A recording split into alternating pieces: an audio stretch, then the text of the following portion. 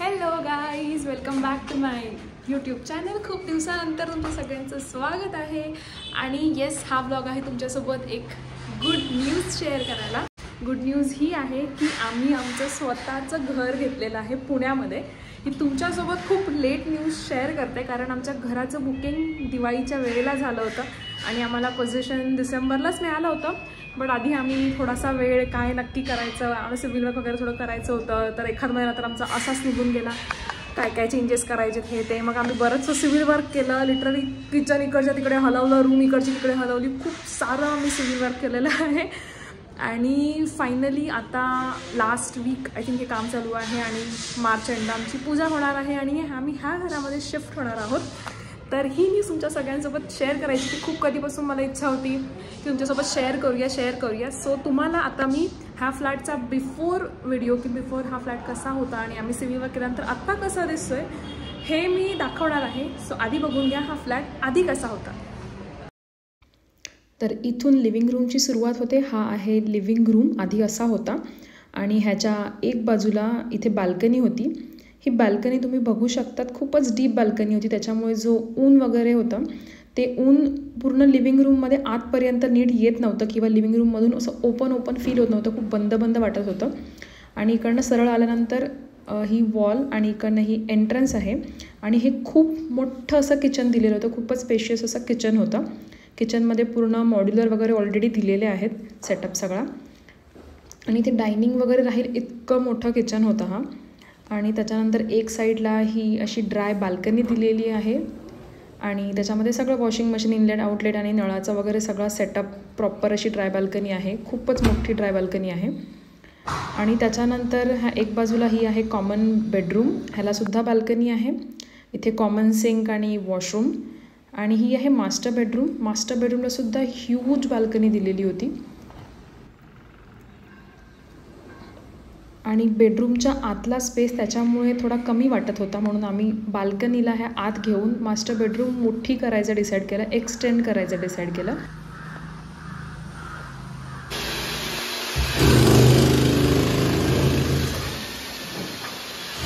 आधी एवढीच होती.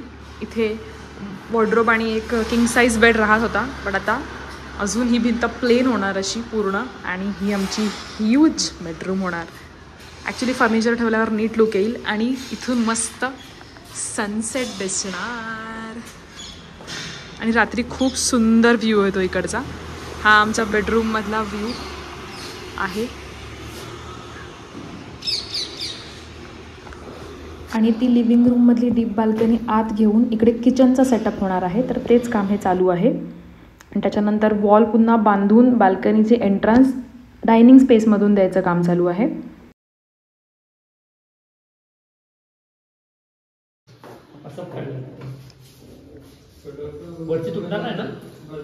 सगळं काढणार, टाईल वगैरे पण काढणार. हे सगळं नवीन बसवावं लागेल.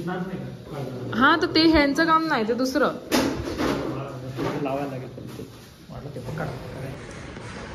ओके, सो तुम्ही आता बघितलेलं आहे की आधी फ्लॅट कसा दिसत होता. आता मी तुम्हाला दाखवते की आम्ही चेंजेस करून काय काय केलेलं आहे. सो इथे होती ती बाल्कनी जी आता वॉल झालेली आहे. आणि इकडची वॉल जर त्या व्हिडिओमध्ये तुम्ही बघितली असेल, ही वॉल काढून ह्याला ओपन केलेला आहे. इकडचा दरवाजा बंद केलेला आहे. सो काहीसा असा हा आमचा एल शेपमधला लिव्हिंग रूम असणार आहे. Living and dining. तर डोअर पण अजून निघायचं आहे. थोडंसं काम अजून बाकी आहे. लाईट्स लावायचे आणि पेंटिंग बाकी राहिलेली आहे. सो हा असा असणार आहे लुक. इथे टी व्ही युनिट वगैरे असणार आहे. इथे आमची सोफा प्लेसमेंट वगैरे असणार आहे. आणि इकडे असणार आहे डायनिंग एरिया. हा डोर अजून निघून, इथे ही रूम होती. सो हा डोर निघून तिथे अजून लावायचं बाकी आहे. 2-3 कामं शेवटची राहिलेली आहेत. आणि ही बाल्कनी कोणी इमॅजिन पण नसेल केलं की बाल्कनीमध्ये किचन बसू शकतं. ह्याला आम्ही डोकं लावून मेजरमेंट घेऊन फायनली अख्खं किचन बरोबर बाल्कनीमध्ये बसवलं. आणि मला हवं होतं की असं खूप ओपन किचन असावं, खूप सारी लाईट. आता तर संध्याकाळचे 6:30 वाजले तरी एवढा उजेड आहे, तुम्ही बघू शकता तिकडनं. आणि दिवसभर इथे भरपूर सारा उजेड आणि खूप फ्रेश वाटणार इथे काम करायला. सो तुम्हाला मी प्रॉपर सगळं रेडी झाल्यानंतर वास्तुशांतीच्या दिवशी तर एक टूर देणारच. तर हे असणार आहे किचन पूर्ण. देन हे असणार आहे आमचं डायनिंग. सो आधी इथे ही बाल्कनी डीप बाल्कनी होत होती आणि मला हवं होतं की हा एक डायरेक्ट उजेड आपल्या सोफ्यापर्यंत आपल्या लिव्हिंग एरियापर्यंत जावा. तर ही एक बाल्कनी असणार आहे. बेडरूमची बाल्कनी होती ती आता लिव्हिंग रूमची बाल्कनी झाली आणि सनसेटचा वेळ आहे, इकडं सनसेटसुद्धा दिसतो. तो हा आहे आमचा डायनिंग लिव्हिंग. सो ह्याचं पर्पज असं होतं की जेव्हा किचनमध्ये उभे असता तेव्हा हा ओपन एरिया आहे. सो किचनसुद्धा लहान फील होत नाही बिकॉज हा एक एरिया कंटिन्यू होतो डायनिंगमध्ये. आणि जेव्हा लिव्हिंग रूममध्ये उभे असतो आपण तेव्हा हा डायनिंग एरिया वाटतो की लिव्हिंगचा पार्ट आहे. सो ही आयडिया बेसिकली अशी होती की ह्याच्याने किचन लहान आहे बट आम्ही ते ओपन ठेवलेलं आहे. सो तितकं लहान फील होत नाही, बरीचशी मोकळी जागा राहते. आणि लिव्हिंग रूमसुद्धा खूप ओपन फील होतं, खूप सारा उजेड येतो आणि आम्हाला खूप पण असतो म्हणून थोडंसं मोकळं हवं होतं. खूप सारा फर्निचरने घर पॅक नव्हतं करायचं, थोडी मोकळी जागा पाहिजे होती. सो ते आम्ही इथे क्रिएट केलेलं आहे. देन ही झालेली आहे बेडरूम. ही ॲक्च्युली आम्ही चेंज करणार होतो पण आम्ही विचार केला की इथेच वॉशिंग मशीनचा सेटअप राहू देऊया. सध्या आम्ही ह्याला स्टडी एरिया और ऑफिस एरिया बनवणार होतो पण तो प्लॅन आता ड्रॉप केलेला आहे. सो हा असणार आहे second bedroom, mostly parents bedroom come office space for now. हे बाकी आहे तसंच आहे. आणि ह्या बेडरूमला आम्ही आता ह्यूज बेडरूम बनवलेला आहे. आधी हा इतकाच बेडरूम स्पेस होता, अजून ह्याला वुडन फ्लोरिंग होणार आहे. तर हा आहे पूर्ण मास्टर बेडरूम. इथे वॉशरूम आहे. हा पूर्ण मोठा बेडरूम झालेला आहे. इकडनं सुद्धा छान व्हेंटिलेशनसाठी विंडो आहे. आणि मला असं पाहिजे होतं की ही पूर्ण बाल्कनी होती, खूप ओपन फील होतं आहे. इथून सुद्धा उजेड, इथून सुद्धा उजेड, भरपूर उजेड आहे. सो असा हा आमचा मास्टर बेडरूम फायनली जे रेडी होते. 2-3 कामच राहिले आता. पेंटिंग राहिलं आहे, डोर शिफ्टिंग, हां डोर शिफ्टिंग आणि लाईट्स हे जे केलेले आहेत ते लाईट्स लावायचे राहिले. होपिंग की होतील. 16 तारीख आहे, 17 तारीख आहे आणि 30 तारखेला आमची पूजा आहे. सो आता बोटावर मोजण्यासारखे दिवस आहेत. बघूया जितकी कामं होतील. ॲटलीस्ट पेंटिंग आणि लाईट संपलं तरी डोरचं इज नॉट लाईक प्रायोरिटी ना, होऊ शकतं पूजा. ठीक आहे, आता झालं तर झालं, नाही तर नाही. पण हे सगळं झाल्यानंतर तुम्हाला असं छान फ्लॅटचा टूर देणार. आम्ही फर्निचर वगैरे सध्या पोस्टपोन केलेलं आहे कारण आताच खूप महिने निघून गेलेलं आमचं हे सगळं सिव्हिल वर्क करताना. खूप इकडून तिकडून खूप तोडफोड झाली आहे. सो आम्ही शिफ्ट झालो आणि त्याच्यानंतर बाकीच्या गोष्टी आज आम्ही तुमच्यासोबत आमचा फ्लॅट सर्चचा एक्सपिरियन्स शेअर करणार आहोत. आम्हाला वाटलं की तुमच्यासाठी सुद्धा करावं, तुम्हाला सुद्धा ह्याची हेल्प होईल. सो आमची जर्नी आय थिंक आपण ऑगस्टच्या आसपास, ऑक्टोबर ना, हां. सो आता आम्ही जिथे राहतो आहे त्या फ्लॅटमध्ये आम्ही सप्टेंबरला शिफ्ट झालो. सो हा सुद्धा एक फर्स्ट यूज फ्लॅट होता, म्हणजे हा एक नवीन फ्लॅट घेतलेला आम्ही फर्स्ट टाईम यूज केला. आणि ही बिल्डिंगसुद्धा 1 वर्ष आधीच बनलेली आहे. सो इथे शिफ्ट झालो आणि ऑक्टोबरपासून आम्ही सर्च करायला सुरू केलं. आम्ही एरिया लिस्ट डाऊन केले की म्हणजे हार्दिकला जास्त एक्सपिरियन्स आहे, पुण्यामध्ये राहिलेला आहे. सो त्याला थोडं माहीत होतं की कुठे कुठे इथे पाण्याचं सुद्धा काही एरियाजमध्ये आहे इश्यू. सो ते सगळं त्याने थोडं त्याने खूप रिसर्च केले. मी तर सांगेन तुला क्रेडिट दिला पाहिजे. मेन लोकेशन होतं आमच्यासाठी की पर्टिक्युलर लोकेशन जिथे चांगलं सगळं आहे ते पाहिजे. स्मॉल घर चालेल बट एरियामध्ये कॉम्प्रोमाइज नव्हता. हां, म्हणजे आम्हाला स्पेस वाईज आम्ही रेडी होतो की इन्स्टेड ऑफ 3 BHK एकदम मोठा फ्लॅट घेण्यापेक्षा एक चांगल्या प्राईम लोकेशनला लहान फ्लॅट चालेल. हे खूप दोघांनी आधी अग्री करून location but near to prime असं की सगळ्या गोष्टी खूप इझिली ॲक्सेसिबल आहेत पण त्याच्यासोबतच खूप रेसिडेन्शियल फिलिंगसुद्धा देतं. एक पीसफुल वातावरण, इथे खूप पीसफुलसुद्धा वातावरण आहे. सो हे आम्ही दोघांनी आधी म्युच्युअली डिसाईड केलं की आपल्याला काय फोकस करायचं आहे. फ्लॅट मोठा हवा आहे की आपल्याला लोकेशन जास्त चांगलं बघायचं. तर ते झाल्यानंतर मग आम्ही काही एरिया असेच स्कूटी घेऊन नुसतं फिरूनसुद्धा यायचो. हां, की लोकॅलिटी बघून यायचो नुसतंच आपण की हा एरिया आधी लोकॅलिटी बघून येऊया. आवडली तर मग तिकडचे मग शॉर्टलिस्ट करा कुठले प्रोजेक्ट्स त्या एरियामध्ये चालू आहेत, मग तिथे व्हिजिट करा. आणि आम्ही असे बरेच close to I think 25 project तर इझिली बघितले असेल. 25 प्रोजेक्ट तर आम्ही इझिली बघितलेले आहेत. सो बरेचसे प्रोजेक्टचा प्रॉब्लेम असा होता की खूप ठिकाणी प्लॅनसुद्धा आवडायचं किंवा अंडर कन्स्ट्रक्शन असायची आणि पोझिशनसुद्धा आय थिंक ऑलमोस्ट 3 वर्ष मिनिमम वेटिंग. हां, सो तेवढं लेट पोझिशन असायचं. आणि मग आम्हाला असं होतं की जर घेऊ तर इतकं लेट पोझिशन नको आहे, थोडं at least 1 year 1.5 year max. I think 2 yearsसाठी पण मी रेडी नव्हती. ते रेंट आणि सगळं डबल होऊन जातं ना, हां, जास्त होतं. नियरिंग पोझिशन म्हणजे एखाद 2 डिसेंट होते, बट आयदर खूप एक्सपेन्सिव्ह होते चांगल्या लोकेशनमध्ये, नाहीतर क्वालिटी थोडे स्वस्त होते तर क्वालिटी चांगली नव्हती. म्हणजे क्रॅक्स होते वॉलवर, नाहीतर ते विंडो एवढे चांगले नव्हते, किंवा डोर्स असे एकदम खूप नाजूक असे. तर आयदर एक्सपेन्सिव्ह होते चांगले होते तर, नाहीतर स्वस्त होते तर क्वालिटी नसायची. स्वस्त जे असलं पाहिजे प्राईस ती, नॉट स्वस्त, बट असं जे रेडी टू मूव्ह असे 2-3 महिन्यात होणार होते असेवाले फ्लॅट होते. सो त्याच्यानंतर झालं की आम्ही ज्या बिल्डिंगमध्ये राहतो तिथे सुद्धा 4th फ्लोअरवरती एक फ्लॅट होता, जो इन्व्हेस्टरचा फ्लॅट होता, कोणी यूज केलेला फ्लॅट नव्हता. सो तो आय थिंक आपण खूप स्टार्टलाच बघितला होता ना, बट तो फ्लॅट बघितला. बट तेव्हा असं वाटलं की अजून म्हणजे हे खूप मोठा डिसिजन आहे घर घेणं, इवन कुठल्याही कपलसाठी, कुठल्याही फॅमिलीसाठी. आणि आमचं हे फर्स्ट आम्ही घेतलेली प्रॉपर्टी असणार होती, आणि ते पण पुण्यामध्ये येऊन घेणं. सो आम्ही विचार केला की थोडं एक्सप्लोअर केला पाहिजे. असं नाही झालं पाहिजे की अरे घेतलं आणि इथे हे होतं, हे बघितलं नाही, इथे कोणी सांगितलं, हे बघितलं नाही. सो आम्हाला सगळे ऑप्शन्स कन्सिडर करायचे होते. आम्ही जे पण ओळखीच्या लोकांमध्ये सुद्धा कोणी सजेस्ट करत असेल की हे लोकेशन ट्राय करा, ते सुद्धा गोष्टी आम्हाला एक्सप्लोअर करायचं होतं. म्हणजे लिमिट नव्हतं ठेवायचं की एक बघितलं आणि डन केलं. सो ते सुद्धा आम्ही बघितलं, आणि मग आम्ही कम्पेअर केले ऑप्शन्स की आमच्यासाठी कुठलं आहे. तर आमच्यासाठी होतं की आम्हाला नियरिंग पोझिशन पाहिजे, फ्लॅट रेडी होता, रेडी टू मूव्ह होता.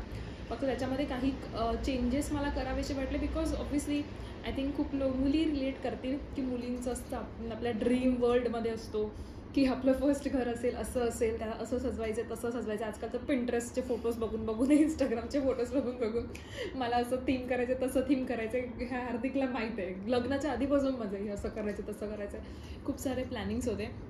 सो त्याच्या अकॉर्डिंग मला ते असं वाटत होतं की हे असं नाही आहे मला, म्हणजे हा आपण कन्सिडर करूया, कारण आम्ही इथे राहतो, आम्हाला इथे एक्सपिरियन्स आला. एरिया वाईज खूप लोकं चांगली आहेत, आमच्या इथे राहतो तिकडची लोकंसुद्धा खूप चांगली, खूप हेल्पफुल आहेत.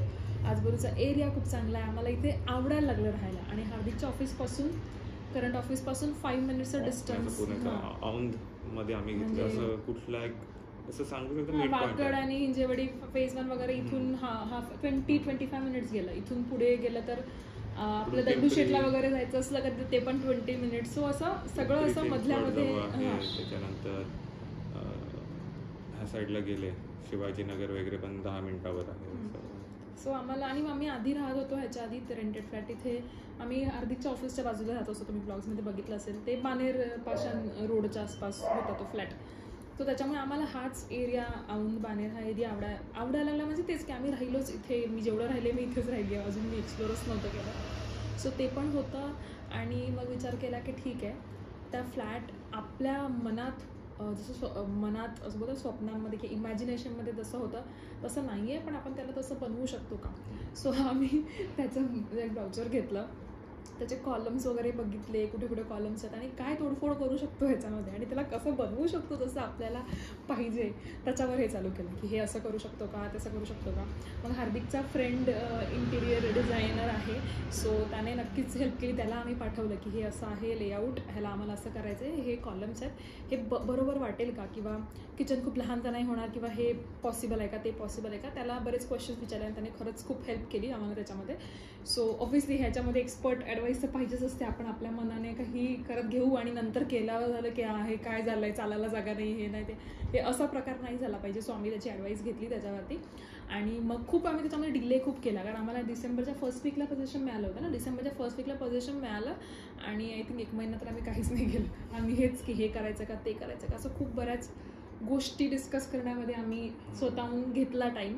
आम्ही एक्सप्लोअरसुद्धा केले, आम्ही बरेच कोटेशन्स वगैरे सुद्धा आय थिंक काढले इंटेरियरचं की काय केलं पाहिजे, काय नाही. कारण आमचं पण आम्हाला म्हणजे माहीत होतं की आम्हाला काय पाहिजे, बट तेच की थोडंसं टाईम घेऊन गोष्टी करायच्या होत्या, कारण फर्स्ट घर आहे ते थोडंसं हळूहळूच गोष्टी करायच्या. ह्या सगळ्या वर्कमध्ये म्हणजे सिव्हिल वर्क करण्यामध्ये किंवा काही वेंडर्स फाइंड आउट करण्यामध्ये, फ्लॅट सर्चमध्ये, इवन फ्लॅट सर्चमध्ये पण हार्दिकचे जे मॅनेजर आहेत विक्रम, त्यांनी सुद्धा आम्हाला खूप हेल्प केली. आणि त्यांच्या घरीसुद्धा जाऊन आलो, त्यांनी त्यांच्या वाईफने सुद्धा आम्हाला बऱ्याच गोष्टी एक्सप्लेन केल्या की काय काय गोष्टींचे काय काय रेट असू शकतात किंवा काय काय क्वालिटी, कारण आपल्याला ह्या गोष्टींची आयडिया नसते, मटेरियल्स वगैरे नाही माहिती, असं आपलं नॉलेजच नसतं. सो त्यांनी आय थिंक बरंच नॉलेज दिलं, तिथून आपल्याला कळालं की हे असं असतं, हे असं होऊ शकतं, तसं होऊ शकतं. सो ते खूप हेल्पफुल होतं. मग ते हार्दिकला नेहमीच ॲडवाईस देतच होते.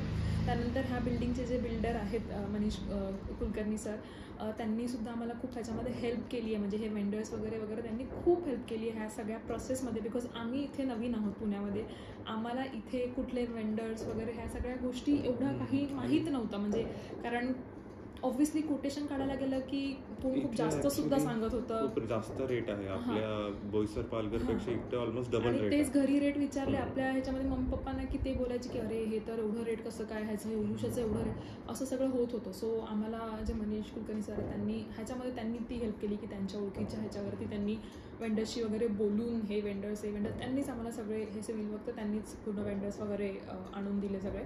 सो खरंच म्हणजे लकी आहोत की आम्हाला इथे गाईड करण्यासाठी लोक होती म्हणून ते पॉसिबल झालं. अदरवाईज आम्ही थोडंसं अजून वेळ गेला असता आम्हाला गोष्टी समजायला आणि थोडं ह्या गोष्टी लेट झाल्या असत्या. म्हणजे आमचा एवढा लवकर फ्लॅट झाला नसता, फसलो पण असतो आम्ही पैशामध्ये वगैरे, कारण बऱ्याच तोडफोड केली आहे. म्हणजे ते आता दिसायला असं वाटेल की काहीच नाही, पण ते होता बऱ्याच गोष्टी होत्या, लहान लहान गोष्टी होत्या, बऱ्याच होत्या, म्हणजे बरंच काही होतं सिव्हिल वर्क पण. म्हणून आता आम्ही शिफ्ट होतोय, कारण आता 4 महिने झाले फ्लॅट घेऊन. सो विचार करतोय की आता रेंटेड फ्लॅटमध्ये राहणं बस करूया, आपल्या फ्लॅटमध्ये जाऊया आणि मग एक एक करून काही गोष्टी आहेत त्या आपण करूया. कारण आमचं प्लॅन आहे की लूज फर्निचरच ठेवायचं. आम्ही 1-2च गोष्टी अशा आहेत ज्या आम्हाला म्हणजे काय बोलतात फिक्स बनवून घ्यायच्या आहेत, ज्या वॉल माउंटेड वगैरे असं. सो म्हणून आता आम्ही शिफ्ट व्हायचं डिसाईड केलं आहे ह्या मंथ एंडलाच. म्हणजे 30 मार्च हे आहे आमचं, होळीनंतर येऊ आणि आमचं शिफ्टिंग हळूहळू सुरू करू. तर येस, थँक्यू सो मच आमची गुड न्यूजचा व्लॉग बघितल्याबद्दल. बाय.